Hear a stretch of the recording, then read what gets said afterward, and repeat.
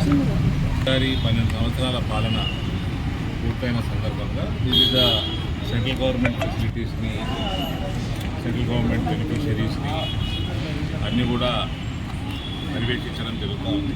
అందులో ఇవాళ passport office సేవా కేంద్రానికి శ్రీకాకుళం పట్టణంలో ఉన్న సేవా కేంద్రానికి రావడం జరిగింది.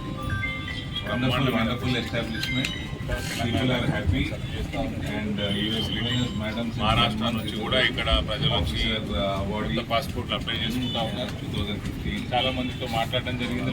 Happy with the facility.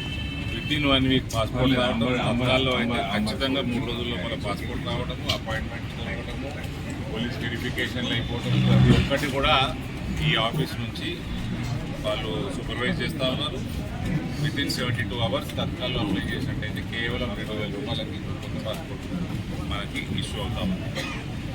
APO గారు మేడం ఇక్కడ ఉన్నారు. మేడం గారు 1 మంత్ నుంచి ఇక్కడ నిజామాబాద్లో పోస్టింగ్ ఉన్నారు.